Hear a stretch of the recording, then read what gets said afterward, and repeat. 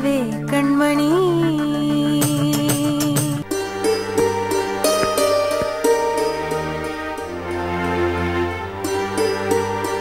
Madam, madam. வாங்க doctor.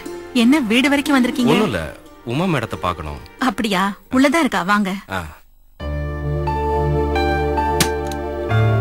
வாங்க doctor.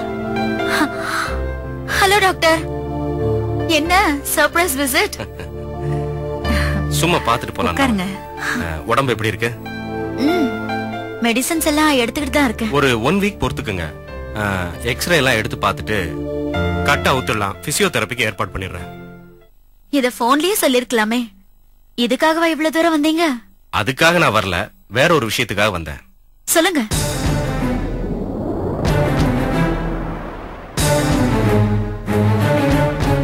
பரவாயில்ல, சொல்லுங்க டாக்டர்.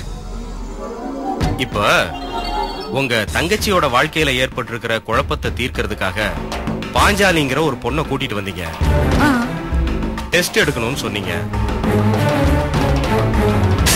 அது சட்டவிரோதம்னு தெரிஞ்சிருந்தோம், நீங்க எனக்கு தெரிஞ்சவங்கன்றதுனால அலோ பண்ண.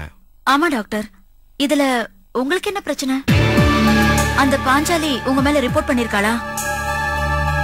நீங்க அவளுக்கு சாதகமா தானே ரிப்போர்ட் கொடுத்தீங்க. வேற என்ன பிரச்சனை? உங்களுக்கு கண்மணிங்கிறவங்கள தெரியுமா?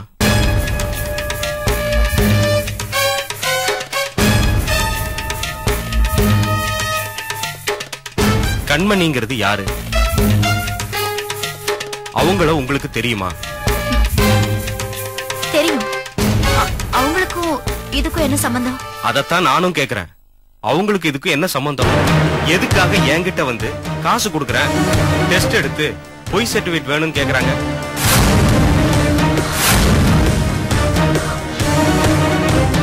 பொய் சர்டிபிகேட் கேட்டாங்களா? எதுக்கு டாக்டர்? அதெல்லாம் எனக்கு தெரியாது. அந்த கண்மணி கிட்ட போய் கேளுங்க.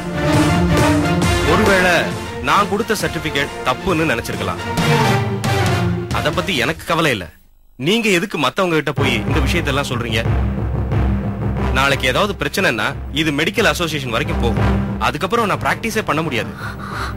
சாரி டாக்டர், நான் எதுவும் கண்மணி கிட்ட சொல்லல. ஒருவேளை என் தங்கச்சி சொல்லிருப்பாளோ என்னமோ. நான் விசாரிக்கிறேன். என்ன வேணாலும் பண்ணுங்க.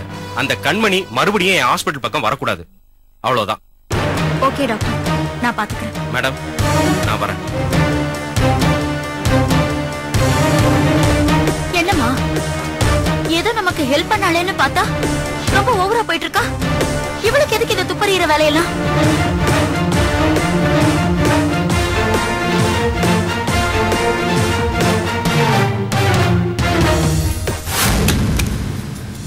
கண்மணி, கண்மணி, கண்மணி,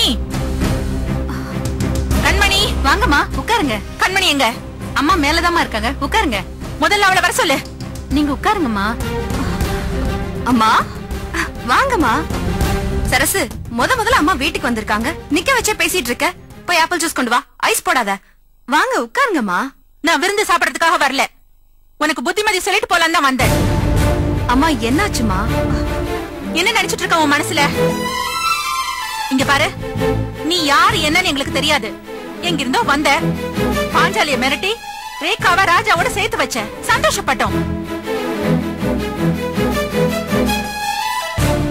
அப்புறம் சஞ்சய நல்ல ஹாஸ்பிடல்ல சேர்க்கணும்னு சொல்லி கூட்டிட்டு போய் சேர்த்த, ரொம்ப சந்தோஷப்பட்டோம்.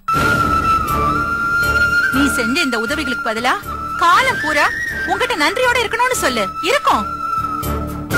ஆனா அதுக்காக நீ எங்க விஷயத்துல அளவுக்கு மீறி மூக்க நுழைக்கிறத பாத்துக்கிட்டு எங்களால சும்மா இருக்க முடியாது. என்னம்மா இப்படி எல்லாம் பேசுறீங்க? நீங்க என்கிட்ட நன்றியோட இருக்கணும்னு நான் இதெல்லாம் செய்யல, பாசத்தோட பழகணும்னு தான் செஞ்சேன். அதுவும் இல்லாம நான் ஏதோ உங்களுக்கு உதவி செஞ்சுட்டதா நினைச்சதே இல்லம்மா. என்ன பொறுத்த வரைக்கும் உமாவும் ரேகாவும் என் சகோதரிங்க. அவங்களுக்கு ஒரு பிரச்சனைனதும் நான் அதை சால்வ் பண்ண நினைச்சேன், அவ்வளவுதான். மத்தபடி உங்க பர்சனல் விஷயத்துல தலையிடவோ இல்ல உங்களுக்கு தொந்தரவு கொடுக்கவோ நான் நினைச்சது இல்லம்மா. அப்புறம் எதுக்காக அந்த டாக்டரை போய் பார்த்த?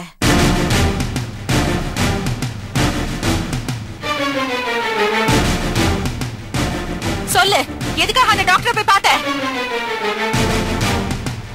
அவரே நம்ம உமா கேட்டானுதான் சட்ட விரோதமா அந்த பாஞ்சாலிக்கு டெஸ்ட் எடுத்தாரு. அவர்கிட்ட போய் நான் பணம் தரேன், எனக்கும் அந்த மாதிரி ஒரு டெஸ்ட் எடுத்து பொய்யான சர்டிபிகேட் கொடுன்னு கேட்டியாமே. அவர் எவ்வளவு பெரிய டாக்டர் தெரியுமா? பணத்துக்காக பொய் சர்டிபிகேட் கொடுக்கற ஆள் இல்ல, அதுக்கான அவசியமும் இல்ல.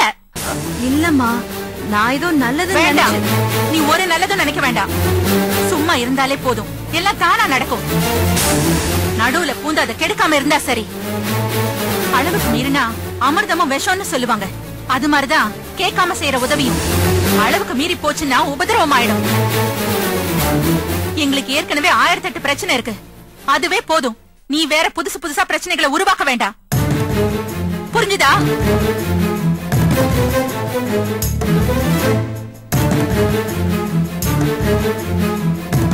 என்னம்மா இது, அவங்க இப்படி பேசிட்டு போறாங்க, நீங்க கேட்டு அமைதியா இருக்கீங்க?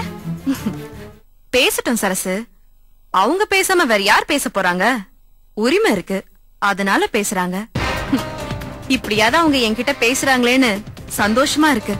இல்ல, நீங்க யாரு என்னன்னு அவங்க கிட்ட சொல்லிருந்தா அவங்க இப்படி உங்ககிட்ட பேசிருக்க மாட்டாங்கல்ல? அத சொல்றதுக்கு இன்னும் நேரம் வரல.